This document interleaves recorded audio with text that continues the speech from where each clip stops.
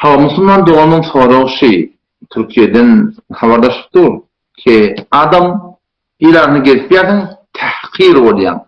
Türkmence'de tahkir deyilden yani harlanyardan.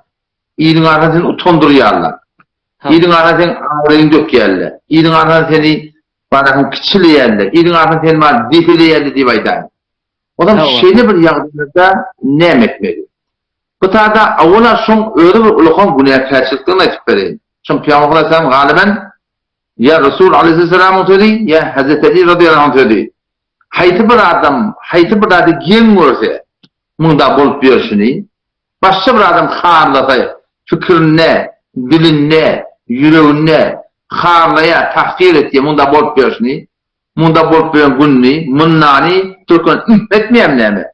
Başka bir adam harlasa şol adam hayti bir adam başka bir adam harlap gen görme diyen Türkmen. Gen görüyor da harlap bunda bolup berişini deyip ölümümüzün önce şu da başına gelir diye. Peki her kim harlasa size öyle kamur günahkarçılık ki şu da ölmeke başına gelir. İkinciden ne? Tekabbür. Bir adam başka bir harlaya tekabbür et ya da öyle ulukan görüyor. Öyle şunu üstün görüyor.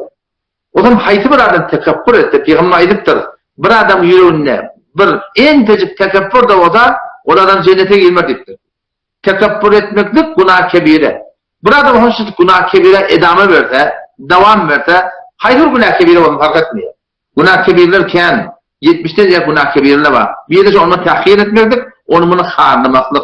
Şu harlamaklık yazdığı bilen, haydi bir adam şunu öyle kılık hadiyet edip, şundan tövbe etmeyeni gelse, haydi bir günah kebire bilen gelse, ahırda şu adamdan imansız gitmeklerine sebep oluyor.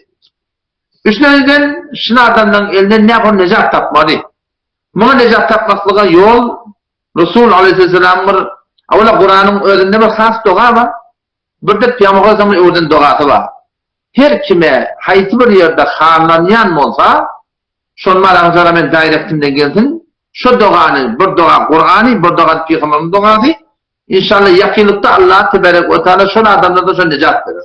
Doğası Rabbena la tec'alna fitneten lil kavmiz zalimin ve neccina bi rahmetike minel kavmil kafirin. Allahümme inni ec'aluke fi nuhurihim ve a'udhu bike min şururihim. Her kim direkten gelse ben inşallah doğanı iyi verem, okuyup da inşallah verem ve manasını inşallah şurada ait verem.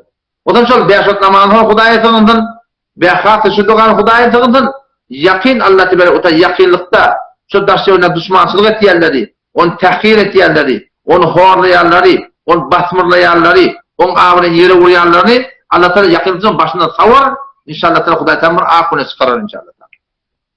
Tavarım minnet. Bolum inşallah. Akunda da yerinize ağramasın.